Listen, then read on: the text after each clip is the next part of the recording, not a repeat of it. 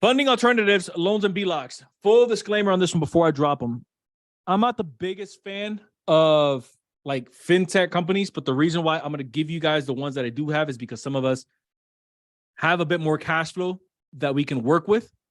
And so maybe the traditional may not be like the route you want to take, right? Maybe you want to get a bit spicier with some of the funding that you get.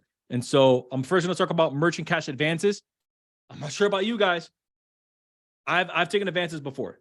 Like I've been out there where, I just need an extra $250 to survive the week. Like when I first got married, me and my wife, I would go take my wife, because my mom always lived nearby. We would go to my mom's house to eat because they got kind of tight at the house. I didn't want my parents to know, like, we just got married and we're freaking struggling, right? So we'd go out to eat. Hey, we're hanging out with our parents. But the other side of that was like, we just don't got money for groceries like that right now. So I know what it's like to hit up Amscot. The reason why I'm setting it up this way is because that's how I want you to view merchant cash advances. Is there a season where you may have to use Amscot to just, we just got to make it past this week. We just got to make it past this month. Yes, I've been there. Rad's probably been there. It happens. But what I want you guys to realize is that that is not sustainable. That's also not normal. Like that's poverty. I'm just calling it what it is. That's poverty to have to depend off of a system like that, which is why they charge these ridiculous fees, right? Some of this predatory lending. And so we want to come off of that as fast as possible. It's the same way that I view merchant cash advances.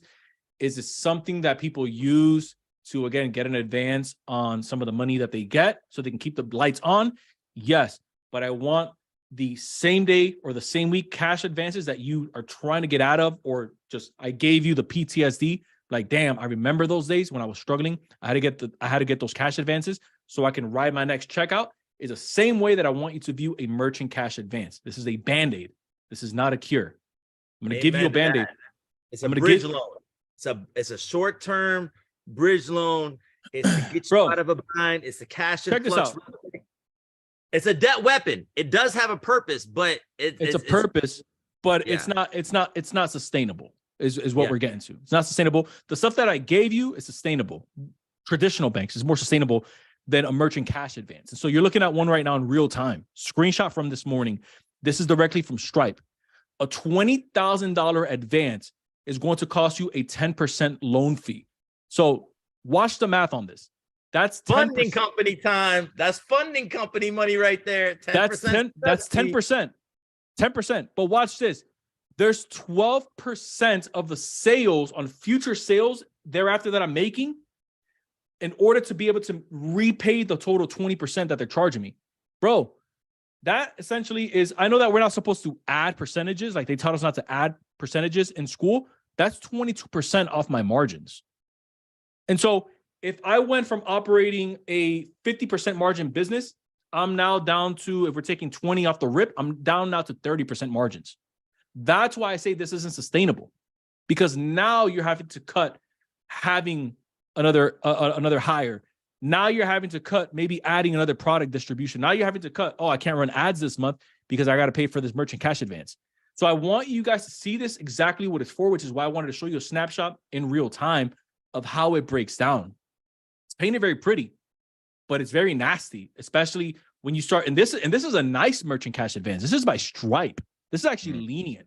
I've seen worse than 12%. I've seen upwards of 25, 30, just so you guys are aware of that. Cash advances. So this merchant cash advance of Stripe. This is a screenshot in real time from this morning because I wanted you guys to get it. And this is from their website. I just had to break down how the numbers work for your margins, because if you don't understand margins, you don't understand business. And so that's why when I started playing around with, dude, you went from a 50% margins, you're now to a 30. There goes your new hire. There goes your new piece of equipment. There goes your vacation, like whatever it is. Dude, 20% is 20% off the rip. Invoice factoring is like another form of merchant cash advance. This is essentially what you're doing is, instead of doing it from like the sales that you make online, you're doing it from the invoices that you have. And so I have a client in my program. He's been living off of this for some time. From what he tells me, they treat him right.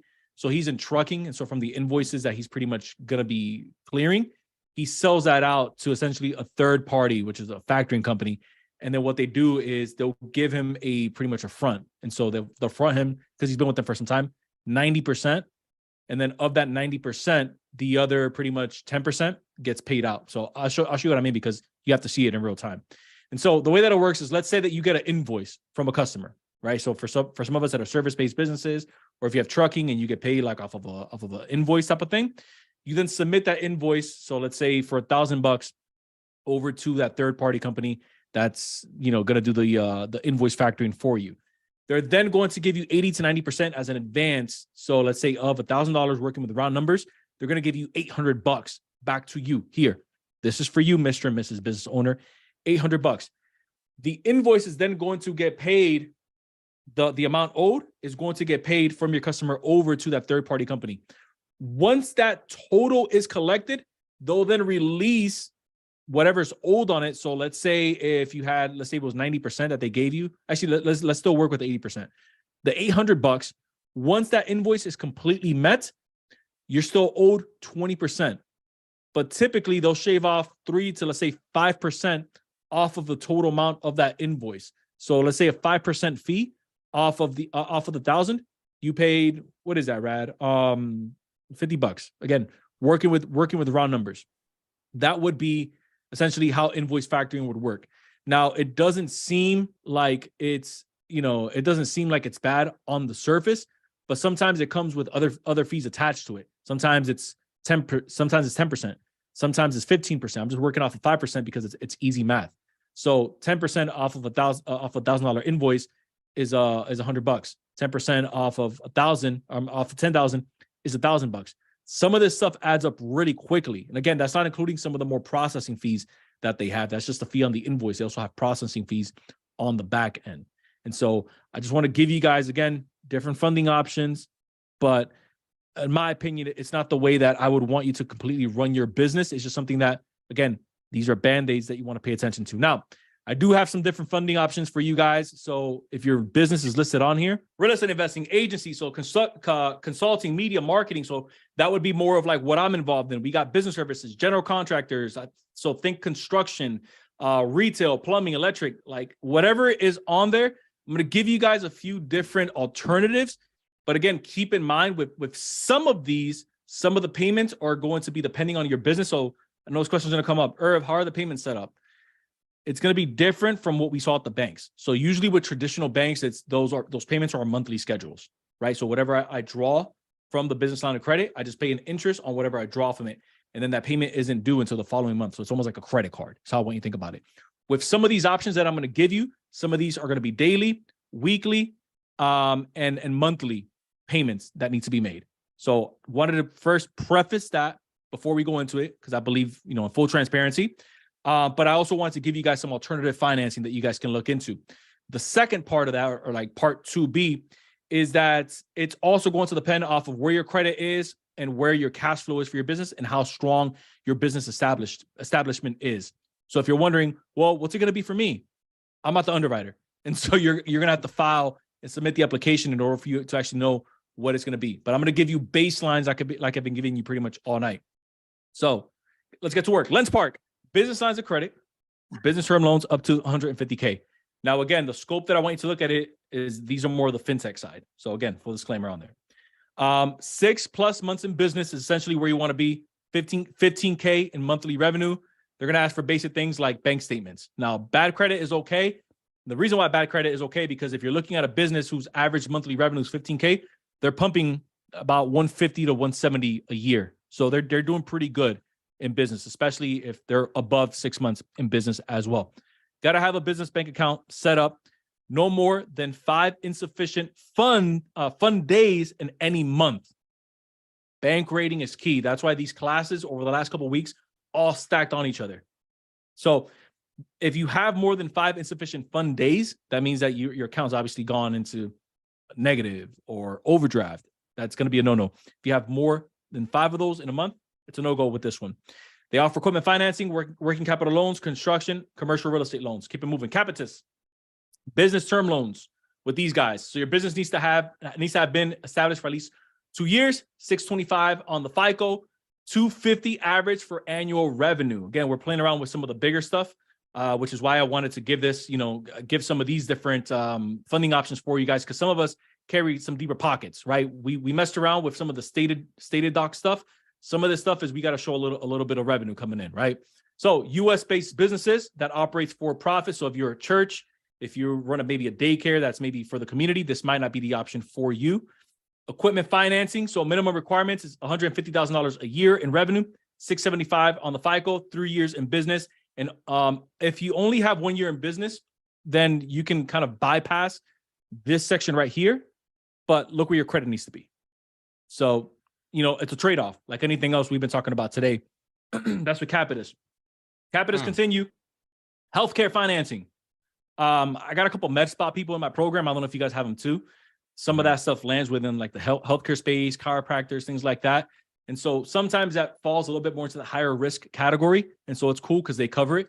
So minimum FICO, at least a 600, 250 on the average revenue or yearly revenue license. So it's going to be a healthcare or medical practitioner, right? So for those of us that are in that medical space, this might be for you. Your practice must be at least 6 months or older. Rad, did you know about this one?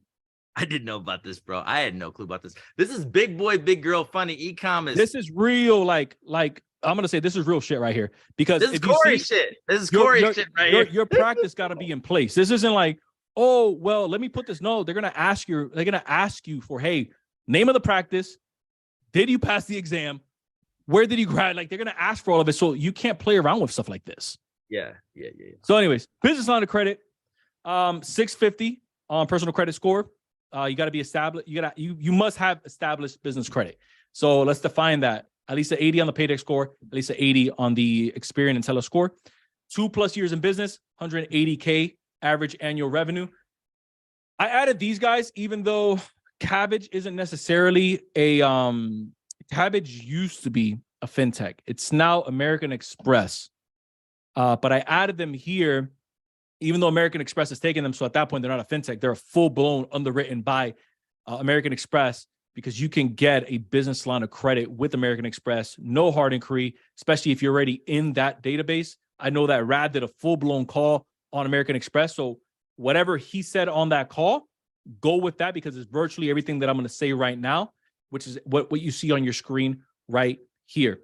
That call is under the data points in the classroom. So you go to classroom, data points, and there's 2 calls in there, Navy Federal and American Express, full master class on both of those. Bingo. So I won't spend too much time on this. It's pretty self-explanatory with what you see here. And then you would just apply through your American Express account. Last I checked, when it was Cabbage, it was up to 250. I mean, I took a look, bro, and I, unless you have a data point on this, I couldn't find anything that said that they stopped at 250 anymore. But back when Cabbage was pretty much doing it, they were up to 250. Next is Fundbox. I know that some of us are familiar with Fundbox. I threw them on here because some of us got PPP loans with Fundbox and with BlueVine. So I went ahead and threw up some notable names on here. Fundbox being one of them. So business line of credit and business term loans up to 150. Gotta have your EIN number, business checking account set up. 100K in annual revenue. Again, clear baseline. At least a 600. They're gonna give you a soft inquiry. I've been seeing Experian. I've been seeing Equifax. So just a heads up on where they're kind of pulling that soft pull on.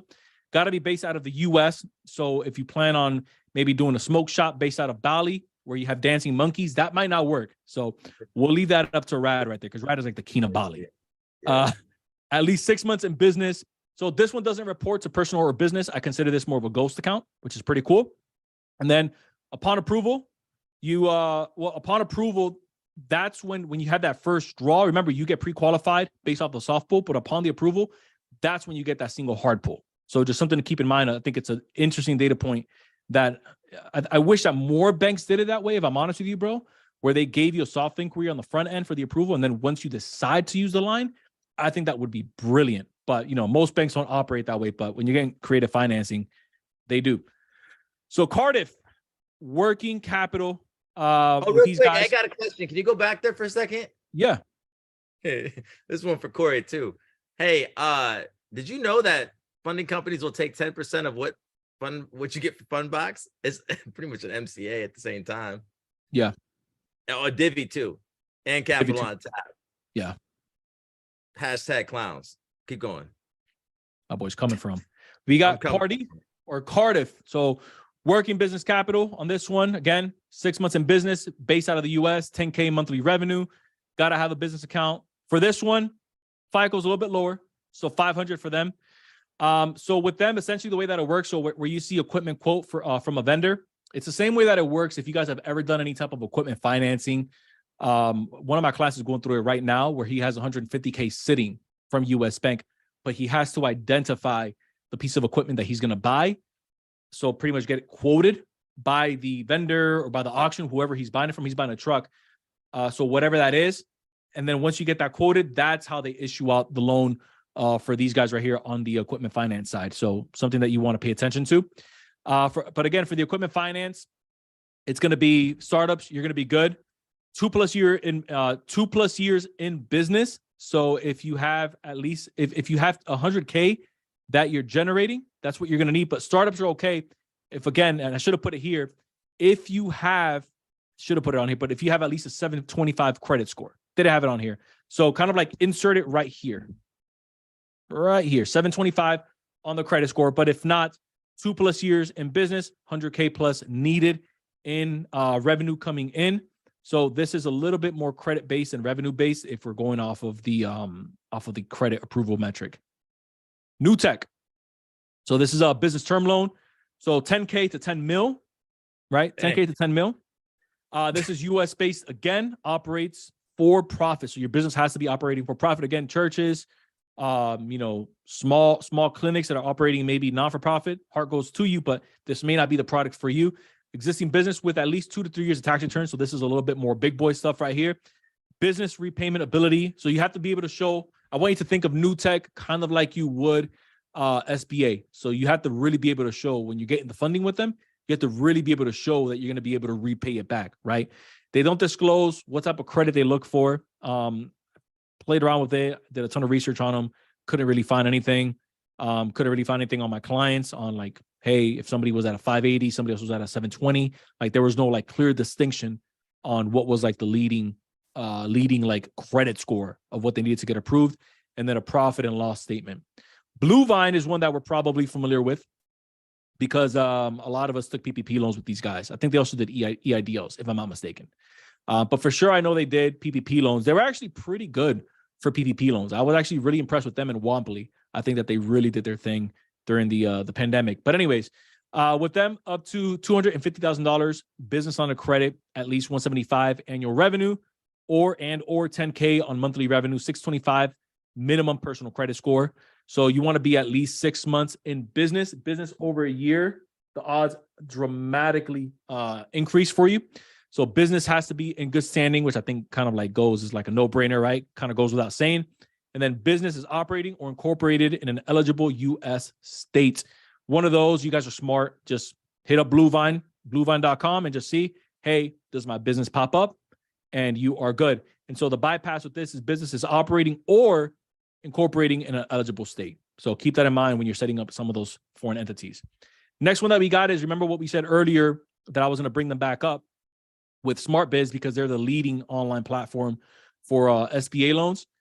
And so with these guys right here, personal credit scores, 650. Now, if you want a strong commercial loan, I'm going to recommend 675. But 650 would get you in the door for at least a strong or at least a personal term loan. So they're going to be U.S. based. Most recent business tax returns, they are going to be required for review. No bankruptcies or foreclosures in the last 3 years. No outstanding tax liens.